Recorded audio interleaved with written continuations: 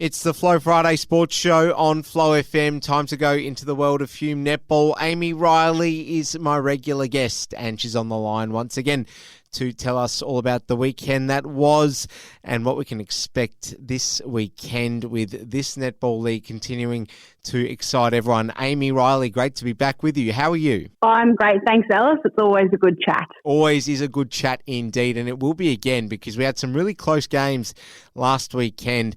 Let's talk all about it firstly with one that was not so close. How long in CDHBU? How long getting the job done there, Aimee? 78-23, the final result. Yeah, absolutely. Another tough day for CDHBU. They've had a few rounds in a row against some heavy hitters that are expected to go deep into finals, so probably a few tough games for them. It was a great win for Howlong, and I know they're really happy with it, but as we know, CDHBU are battling out the rest of the season. They've lost a couple of girls to injuries in their A, and they have quite a few girls that are playing multiple games across the day. Despite this, CDHBU actually had a really positive note as well, with Miley Richardson playing her first A-grade game alongside her sisters Tamir and Shelby Richardson, which is a fantastic effort and a really great boost for the club morale as well. Howlong's best on were Lily Smith and Marnie Gorman, and CDHBU's were Shelby and Tamir Richardson. There we have it. Well, we called Osborne and Holbrook's showdown to be one that could potentially be close because Holbrook in a very good position to test Osborne, and they did. Final result, just 6 goals, the difference in the end. Osborne winning 56-50. Did they get a bit of a push here? They certainly had a fright at some point, you'd imagine. This was a ripping game between two teams that we expect will shine in finals. Both coaches were extremely complimentary and very happy with their side's performance. It was a strong 4-quarter showing from both of them. Holbrook had some goals to make Osborne work the whole game and not let the margin extend to a point where Osborne could relax and maybe cruise a bit if they wanted to, and Holbrook have certainly met that. Osborne, to their credit and their strength, maintained a lead for the entire game, and Holbrook were able to get within 3 goals in the third quarter. Holbrook also notably only played 7 girls in that game, and it was quite warm weather on the weekend, so a lot of positives from both sides from the game and some really exciting pre-finals matchup potentially. Osborne's best on were Courtney Menzies and Abby O'Connell, and Holbrook's were Taylor Byrne, Jess Rowe and Maddie Black. Not a lot in it between Culcairn and Murray Magpies. The Magpies clipping Culcairn in the end, 42-35 that game finished. Yes, a hot start from Culcairn and Magpies. They both came out firing. Magpies did take a little bit to work into the game, and it was even at half-time. Magpies were really pleased that they were able to pull together their court structure and their training to finish off the game strong and come away with the win. It was an excellent all-around performance from Magpies, with everyone on the court doing their job. Culcairn, whilst they didn't get the win, they never gave up. They fought for the 4 quarters, and they were certainly really happy with their ability to remain competitive for across the entire game. Culcairn's best on was Talia Hariakua, and Magpies' Carly Fury and Jordan Pertel. There we have it. Well, Lockhart were too good for Henty by 10 goals, and I'm just wondering, Aimee, was this one of the results on the weekend that turned some heads? Because Henty have had a strong season, but they fell to Lockhart in Lockhart. Good result for Lockhart, obviously. Taking nothing away from Lockhart, because they are an excellent team as well, but certainly this was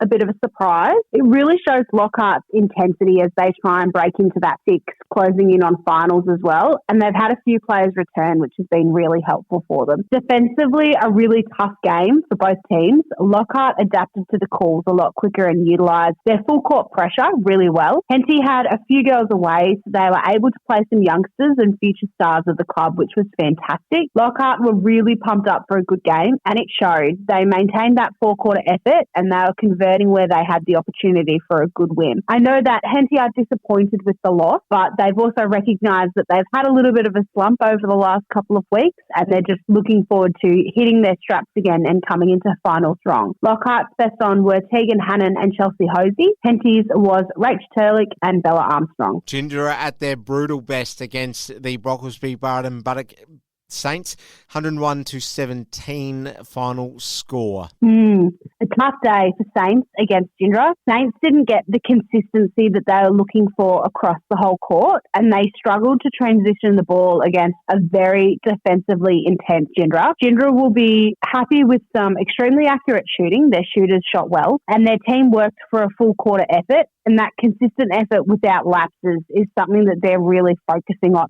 at the moment coming into finals. Saints have a lot of young talent, and that no doubt will feature for many years to come, and they are building really nicely. But on the day, Gindra were just too good, unfortunately. Gindra's best on was Chelsea Burns, and BB Saints was Michaela Trevethan. So both the goal attacks from each team. Aren't the Giants coming home strong? A great win for them over the Billabong Crows, who have faltered all season long with a bit of an inconsistent campaign.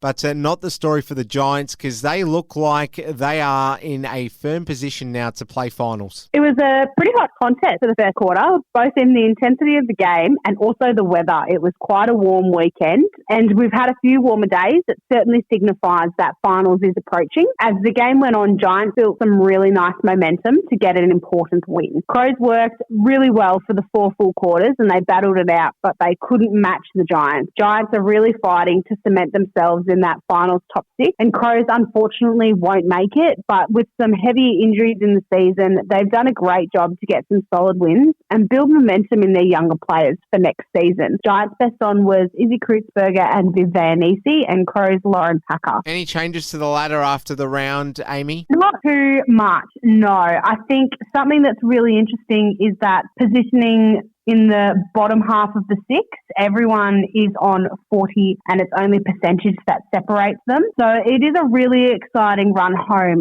coming into this. I don't know if we'll see too many changes apart from maybe a couple in the lower, in that 4, 5, 6, and potentially someone from 7 coming in. But I do think the top of the ladder is looking pretty firm for that Gindra Osborne 1-2 finish, and How Long are a game ahead of Holbrook, so they'll likely finish 3rd as well. It's going to be a big game tomorrow between the Giants and Osborne. How do you see it going? The last time these two met, Osborne was 67 to Giants 24. As I mentioned, Giants currently on 40 points in 6, with percentage separating the 4th and 6th. And this will be a great game because Giants are much improved. They've had some girls back from injury. Osborne will be wanting to be fit and firing and ready to go for finals, and Giants are very hungry to make sure that they're in that run for the top 6 as well. So I expect that margin will shrink, but Osborne is still my tip to win. Murray Magpies, are they the favourites going into their game against CDHBU tomorrow? This was a relatively close game last time. Magpies were 39 to CDHBU 33. Magpies are sitting 9th and CDHBU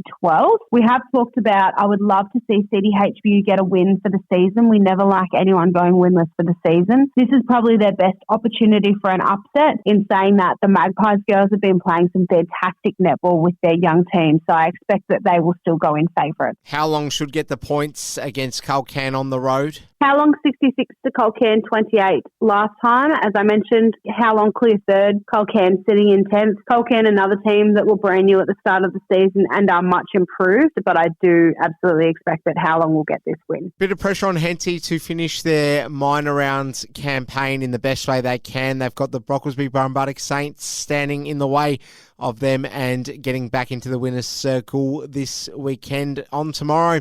How do you see that game unfolding? Last time they met, Henty was 59 to BB Saints 27. As we've talked about, that top 4 coveted spot Henty are fighting for, they're currently 5th on percentage. Henty is still managing a few injuries as well, and as I talked about earlier, they're not resting on their losses. They're proud of their efforts this season. They know they're having a slump, and they're really firing to get back on the winners list. BB Saints will be wanting to finish off the season strong, but I don't think they'll be getting the win in this instance. What are you expecting to see from Billabong Crows in their very tough assignment against Gindra? Last time these two met, Gindra was 66 to Billabong Crows 24. I don't think that scoreline accurately reflected the competitiveness of that game. Crows, as I mentioned, are too far out to make finals, so they will also be wanting to finish their season on a high note and setting up some good momentum to next year. Gindra will be looking to lock down that top 2 finish and potentially top 1 to give themselves the first week off as a break. One of the other games of the round would be Lockhart and Holbrook going at it. No doubt about that. This will be very interesting.